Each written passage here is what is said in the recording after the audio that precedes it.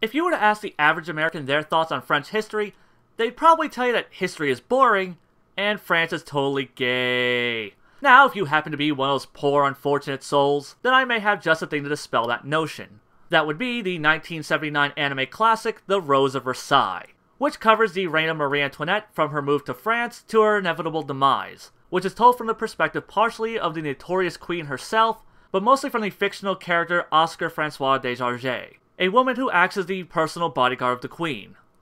The show's two leading ladies are the backbone of Rose of Versailles. The portrayal of Marie Antoinette is not that of a selfish bitch that callously pushed her kingdom into poverty and despair, but of a naive, well-intentioned girl who didn't understand the gravity of her responsibilities, and whose people suffered because of it. And once she meets her tragic end, I'm sure most viewers will likely have a more sympathetic opinion of what is easily one of the most infamous figures in French history.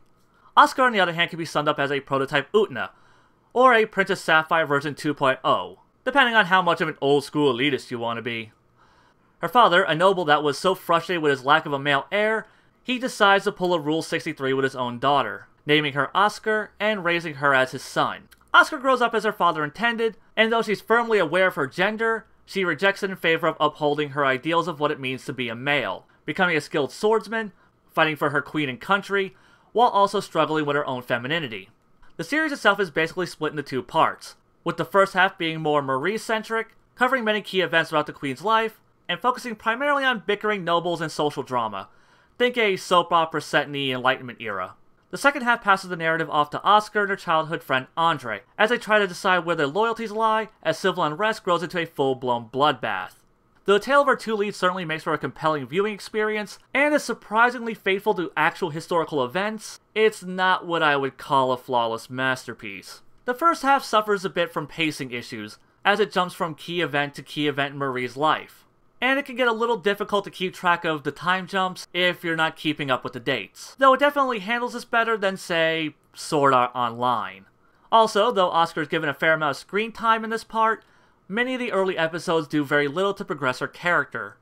Now, both of these issues are addressed in the second half, where the pacing slows way the hell down to depict every bleak and bloody step that leads to the revolution, and delves much deeper into Oscar's character. But at the expense of Marie's.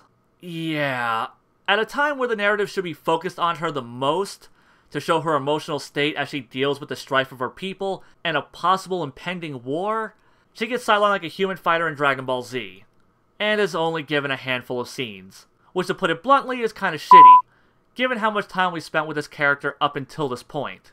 As for the visuals on display, okay. Let's be honest, it's an anime made in 1979. The animation isn't going to blow anyone's mind. The frame rate can be low at times, there's plenty of bits of reused animation, and there are still frames with whooshing backgrounds to depict action, and I'm sure the character designs will probably come off as dated to some younger viewers. But, what it lacks in budget, it makes up for in atmosphere and gorgeous artwork, and though made in the late 70s, it still manages to have moments of visual flair and style. Also, don't be fooled by the pastel backgrounds and sparkles. This shoujo anime has no qualms of showing just how bloody and brutal France's history can get. As for the soundtrack, it mostly consists of light violins, cellos, and drums, and the music is used sparingly. It does its job to enhance the overall tone of scenes, but don't be expecting any Hans Zimmerman-esque orchestral epicness. Simply put, The Rose of Versailles is a true classic that easily deserves every bit of praise it gets. The story is compelling while giving a fairly accurate history lesson. Its two leads are both excellent examples of strong, well-developed female characters in anime, and its conclusion is not only hard-hitting and emotional, but it's also a beautiful reminder of how pandering and sophomoric many current animes can get. Now, though this is an anime that's earned my love and praise, it's obviously not one for everybody. I'm sure some won't care for the many time jumps in the first half, and the lopsided character development between the two parts. And I'm sure more jaded otaku who need a fresh coat of digital paint and a booming orchestral score to enjoy their anime, will find the shimmering gem more of a dull bore. Also, those that think a perfect happy ending is a sign of quality writing need not apply. Not gonna spoil anything, but it's the French fucking Revolution, so not everyone's getting a happily ever after. Now, if none of those things bother you, then why are you still watching this? Go fucking watch Rose of Versailles.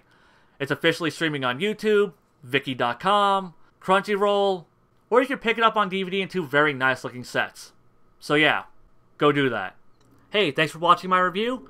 If you enjoyed it, feel free to like, subscribe. Also check out a couple of other videos of mine which are currently clickable in this video. That would be greatly appreciated.